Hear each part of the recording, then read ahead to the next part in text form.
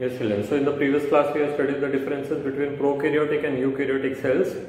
Prokaryotic cells are those, pro means before, prokaryo means karyot means nucleus, that is prokaryotes are those organisms in which the nucleus were not formed, that is these are the organisms which are formed before the nucleus is come. Okay. So prokaryotic organisms does not have a well defined nucleus in any stage of their life. They do not have any membrane bounded organelle in them.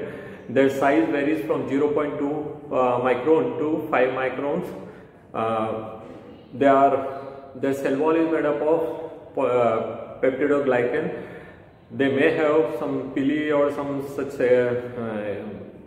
extension outside through which they attach themselves to the host body if they are parasite, and then they may have flagella for their movement. Okay. Since the nucleus is not there, chromosome is found in the cytoplasm itself, and the part of the cytoplasm which is surrounding the chromosome, there is only one chromosome, and the part which is surrounding the chromosome is called nucleoid region. It is slightly dense cytoplasm in compared to the other places. Okay, they may have a circular DNA, may have or may not have. If it is there, that is called plasmid. Okay, in one or two places the cell membrane may fold inside, and this is called mesosome. And mesosomes are actually the structure which are similar to that of the cell organelle. So they carry out the specific function, and its specific function to be within that. And in the name of this cell organelle, they have got only centrosome in them. Sorry, ribosomes in them. Okay, centrosomes are found at the base of the flagella if they are there. Okay, and a single chromosome is there. Suppose this is the chromosome. So this region is little slightly dark, dense. That is called nuclear region. And they may have a circular DNA. This circular DNA is called plasmid. So if I name it, this is the cell wall. Now cell wall fuses with the cell membrane, and now it will be known as cell coat. So it's better to give the name as cell coat, in which there is a cell wall and cell membrane are included. These are ribosomes. This is cytoplasm. This is called mesosome.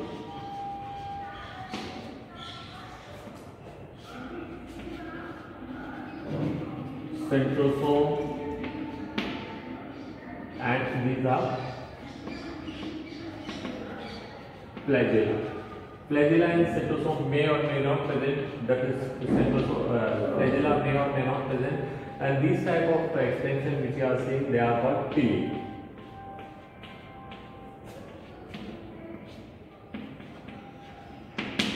Okay, so these are the overall structure of a typical prokaryotic cell. Whereas the eukaryotic cells you have studied that there may or may not be a presence of cell wall, cell membrane is always there, a well defined nucleus is present at least in one of the stage of their life at the time of formation, at least when they are newly formed.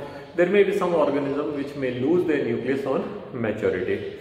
Okay, and then we have studied that the number of nucleus in the eukaryotic organisms may be one or more than one even. Okay, so that is the differences. Okay, all the membrane bounded organelle are present in the eukaryotic cells. Their life is also longer because they have got all the cell organelle. So to form cell organelle and to form the nucleus, it takes little longer than the division of the prokaryotic cell. Prokaryotic cells divide in a very less time or a short time because they do not have too many structure to form and all. Okay, so that's all about the prokaryotic cells. Come to the nucleus.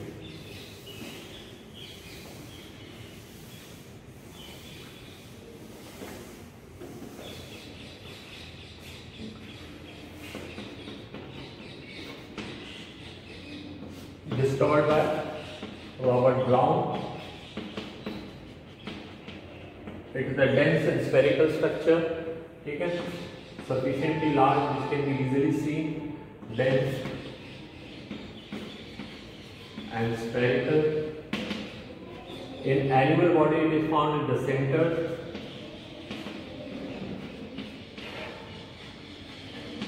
and in plant cells, they actually move towards the side because of the large size of vacuoles.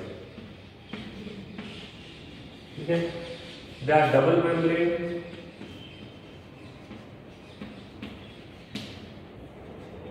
and together these are called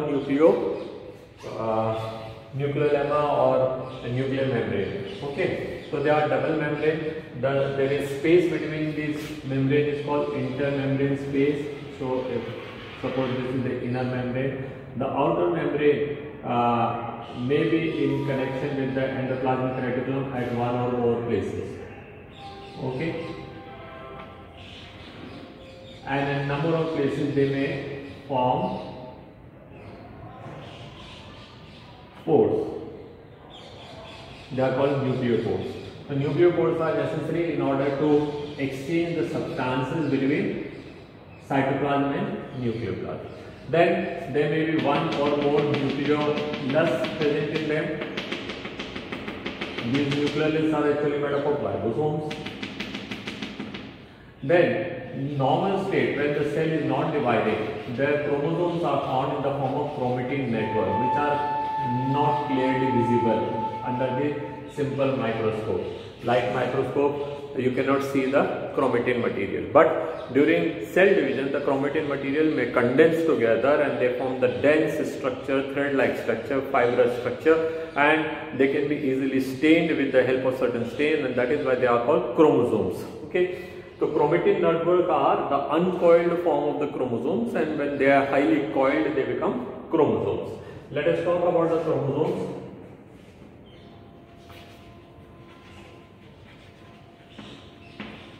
Chromo means colored, soma matlab body, that is those bodies or those structures which are made up of which can be stained. They are called chromosomes. Chromosomes are thread-like of fibrous structures. They are long, okay, and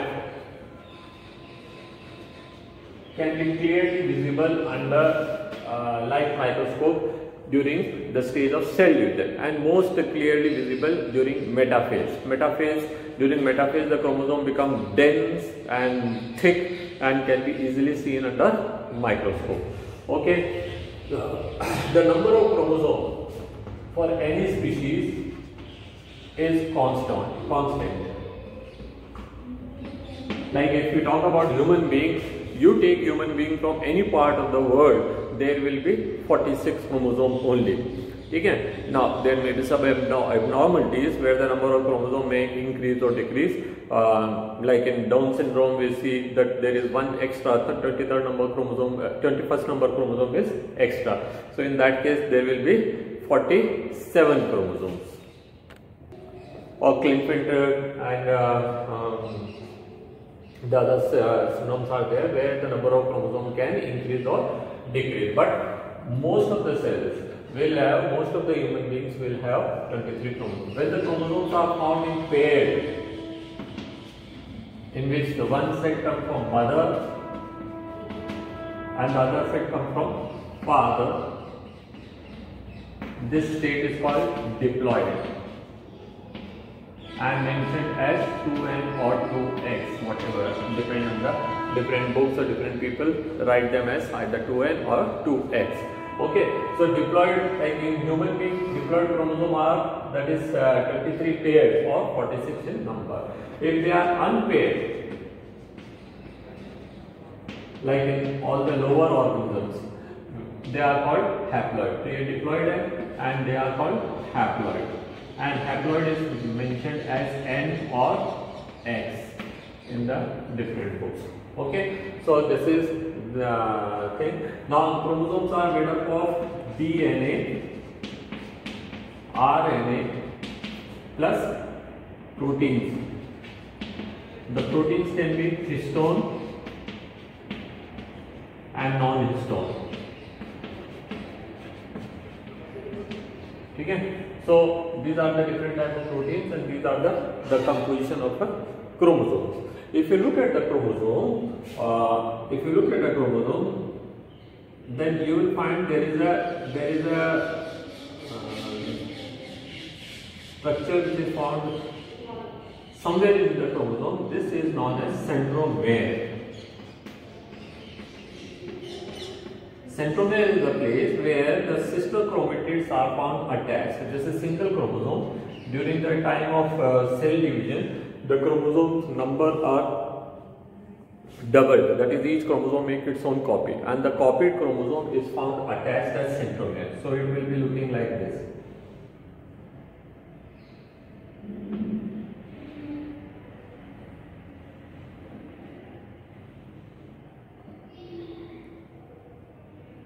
So the centromere is holding the two sister chromatids.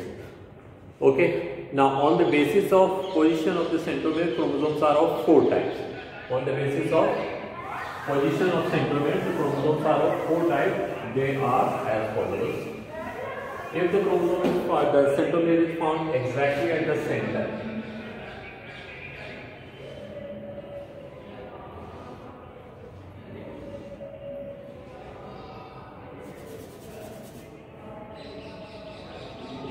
Such chromosomes are known as metacentric.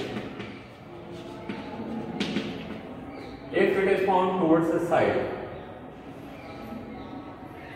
slightly towards the side, so one side, one arm will be longer and the other arm is shorter, then it is called submetacentric.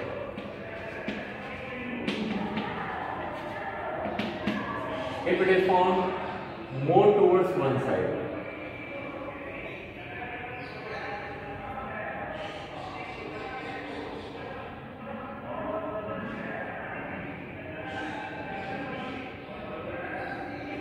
or if it is totally found to the one end,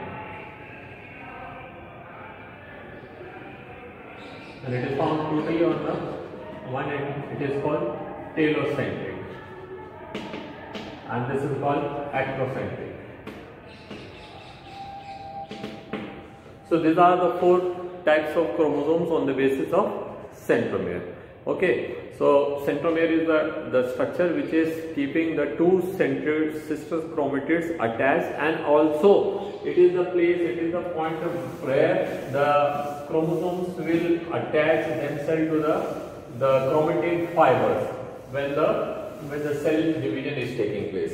Okay, the cell division, then the chromosomes are found attached themselves to the spindle fibers. Okay, now chromosomes are again classified or named as homologous chromosome and sister chromatids.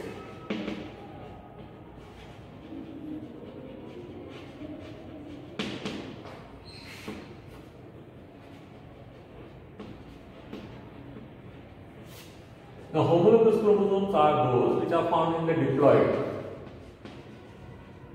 organisms only. They can be found in the haploid or diploid. इसमें भी हो सकते हैं. First thing. Secondly, the diploid, one set comes from each parent. ठीक है? One set of it comes from each parent. यहाँ पे ऐसा कुछ नहीं है, ठीक है? They are formed by replication of a chromosome.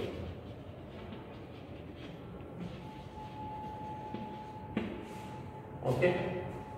Third, they may have different alleles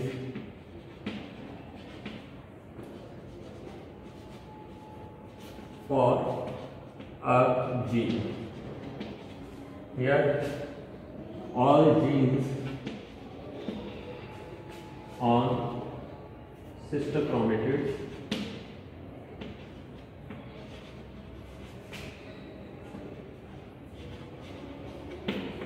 are always alike.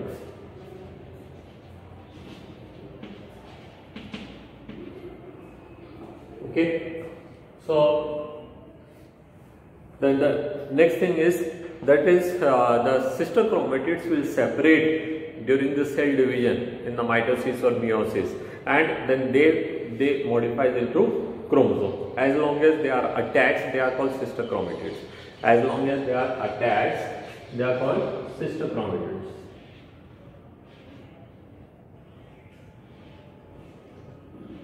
And the anaphase state, they will separate, and once they separate, then each of these will be called as a chromosome. Whereas here, this is a chromosome come from father, say for example, and this is the chromosome come from mother. So they are separated only. The sister chromatids are found attached, whereas the homologous chromosomes are found separated. Now, you already studied the function of the chromosome in number of times. Chromosomes are actually, as I said, it is consist of DNA, and DNA is the genetic material. So all the information which we got in our body regarding any sort of function, may it be the color, size, shape, ability, and all the different type of enzymes which are there, they are all formed, and their informations are stored in the chromosomes. So it is not only the physical appearance. It is not only the physical appearance, that what will be the color or the size or the shape or these are we generally same, but otherwise also all the enzymes are formed by the chromosomes, and that is why they will be controlling all the activities in our body. May it be breathing, or may it be respiration, may it be digestion, or may it be excretion, or may it be cell formation, or may it be growth, or may it be all type of activities which we are able to carry out in our body are because of the chromosomes, thanks to the chromosome. So I can simply put that chromosomes are actually just like a book which has got all the information. Say for example, you want to construct a house, or you want to construct a building, or you want to start a business, and you just got all the information regarding that business on a book, that what type of structure is required, where the electricity will come from, or how much power is required, where you will get machinery, how to operate the machinery, what all the raw material, how to use the raw material, how to mix them, how to this thing, what proportion is there, and all these informations are written, and the final products you get, and how to packing and transport. Suppose this much of things you want to start a business for making soap, say for example. So soap making industry you want to put. So all the information regarding the soap making industry is there in a booklet. Now you will have to read it, and you will have to function it accordingly, and then you will be able to make soap. But chromosomes have got information of entire individuals. What I will be, their all informations are in the chromosomes. Okay? So I got one set of the chromosome from my father and one set of chromosome from my mother. They came in the zygote. There was only one cell. That cell was not capable of making that cell was not capable of acting as a human being. So it has to divide number of times. Then the cells become specialized. This is skin cell. It will carry out only the function of skin. Now same just now we said that to make soap, we have made an industry. Now there is a machine. So there will be a machine operator. He will be looking after only the machine operating function, nothing else. There will be a chemist who will be mixing the various type of things. So his function will be that. There will be a manager who will be purchasing the things, purchase manager. So that is his function is to only that. He will not operate machine. He will not mix the things. Okay? There will be someone responsible for packing. There will be someone responsible for selling. Similarly, our body also, there are number of cells, and all the cells have got all the information. But when it comes to skin, they will be functioning only the skin's function. Rest all other functions will be kept aside. Okay? When it is the rod cells in the eyes, it will be functioning only for the rod cells. Rest all functions will be kept aside. So this is how the entire body is formed, and all the information of that individual is there in the chromosomes. Okay? So I think the chromosome is clear to you. And now chromosome is a very important property that they can make their exact copy because of their DNA. DNA has an ability of replication, so the chromosome will also have an ability of replication. So a chromosome can make its exact copy, and when the chromosome makes exact copy, that will be forming into new cells. Okay? And this is how they will be responsible for the cell reproduction and the reproduction as an individual, because the individuals are ultimately formed by the reproduction of cell. Okay, so that is all about the chromosomes. So nucleus, and nucleus had nucleolus also. Nucleolus, I said, are dense spherical structure inside the nucleus. They are not covered by any membrane, and they are actually made up of ribosomes, and during the whatever type of activities are there, that is the whatever protein and other things are required, that they will be made by this. But it is during this cell division, the nucleolus actually dissolves. Dissolve means they suppose they are united here, so they will dissociate, and they will become invisible, okay, under the microscope. Nucleoplasm, I already said, this is also, and function of nucleus is actually to control all the activity, because they got chromosomes, and they are also responsible for the reproduction because they got chromosomes. Okay, so that's all about the nucleus. So we have done nucleus, cytoplasm, we have done the prokaryotic and eukaryotic cell, we have studied the different type of cell organelle. Now the last part which I have to teach is about the cilia and flagella, and then this chapter will be over. Now cilia and flagella are the extensions which are found on the cell. A cell may have cilia, or a cell may have flagella, or a cell may not have both of these. Okay? But if it has got cilia, it will be having only cilia, not flagella, and if the flagella is there, it will have only flagella, not the cilia. Okay, so these are the things that you must remember. Now if you want to see the difference between cilia and flagella, cilia are small, flagella are long. Cilia are many in number, whereas the flagella are either one or two, not many. Okay, flagella will be either one or two. Okay, and the movement of the cilia is just like a paddy field. Paddy field movement, like if suppose there is long grass standing, or a paddy field is there, that is चावल का खेत और उसमें जोर से हवा आ रही हो, तो what you will find that some plants are standing erect, some will be leaning, some are all the more leaning, some are all the more leaning, some are just leaning up to the ground, and then further some plants will be standing, then this.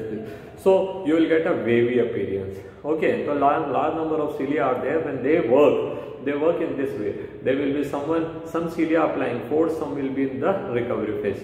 So that is called, they are divided into two phases, that is the power stroke and the recovery stroke.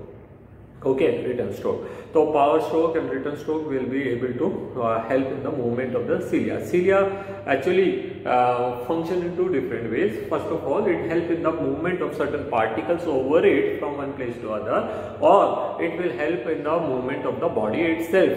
So you can see, if you remember what you have studied about the paramecium in the smaller classes, the paramecia has got large number of cilia on their body surface. Okay, come to the flagella. Flagella are either one or two, and flagella also help in the movement, and the flagellar movement is slightly different from the ciliary movement. The flagella moves just like a whip. You might have seen a whip, chabuk jisko kehte hain. So when it is hit, it moves like this.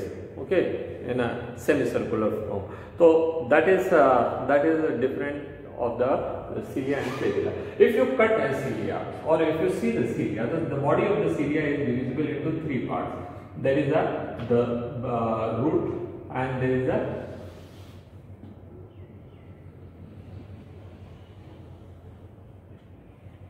is a body, and this is the flagella. So if you cut it from here, so what you will find, there is a membrane outside, and yesterday we have studied that centrosome, centriole, somewhat similar structure. They also got 3, 4, 5, 6, 7, 8. 1, 2, 3, 4, 5, 6, 7, 8. I have to fix 9.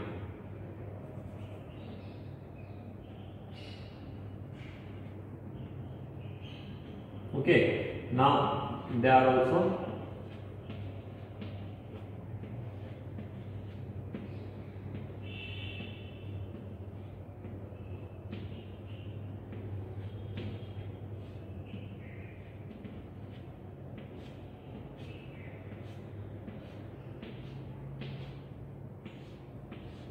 and there will be two centrioles at the two microtubules at the center.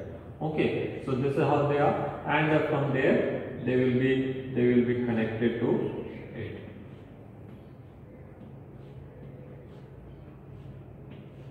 So it just looks like a cartwheel.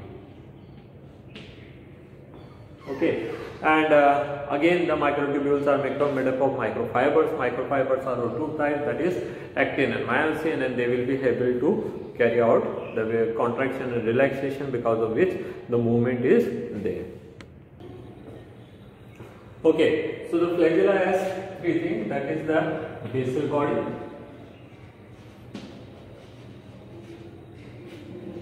this is the hook,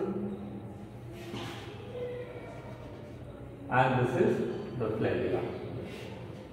Okay, the rod-like structure, that is flagella.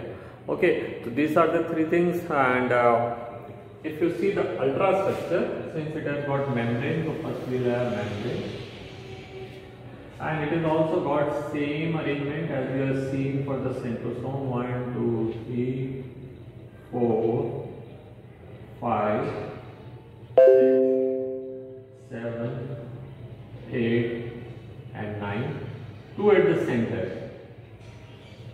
Okay, and this will have the cartwheel type of arrangement. So these are the spokes, and now remember, if you were seeing yesterday and the centrosome, there were the three complete microtubules, where here it is 2.5 microtubules. Okay.